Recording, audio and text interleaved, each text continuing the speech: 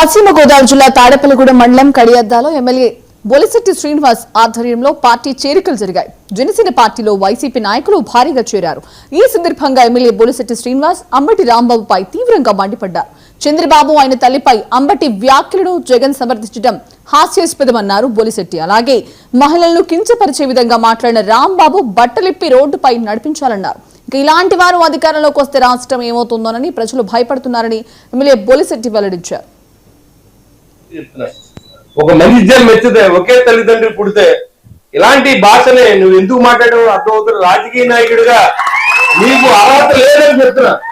దాన్ని మాజీ ముఖ్యమంత్రి సమర్థిస్తూ ఉన్నాడు. అంబటి రాంబాబు మీద అక్రమ కేసులు లైవ్ చూడండి. ఆయన ఏం తిట్టాడు చంద్రబాబు నాయుడు గారు.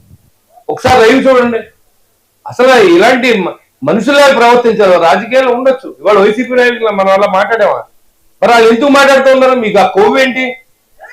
అదే విధంగా ఆలోచన చేయండి. ప్రతి వాళ్ళు కూడా నిజంగా ఇల్లు పగలకూడదు కాదు, నిజంగా అలాంటి ఒక తగిన శాక్స్ జరగాల. బట్టలిప్పి చోటు మీద తిప్పించాలి ఇలాంటి వాళ్ళందరినీ.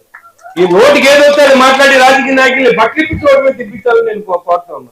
అది నేనైనా సరే గౌరవం ఇవ్వాలి. రాజకీయాల్లో ఉంటారు, ప్రత్యర్థులు ఉంటారు, స్వపక్షం ఉంటది, విపక్షం ఉంటది, విమర్శకులు ఉంటారు. అంత మాత్రాన ఇవాళ పరిపాలన చేసే వాళ్ళు మీరు తిడతా ఉంటే రేపొద్దున మీరు ప్రజల్లోకి వస్తే ఈ రాష్ట్రం ఏమైపోద్దని ప్రజలు ఆలోచన భయపడుతూ ఉన్నారు.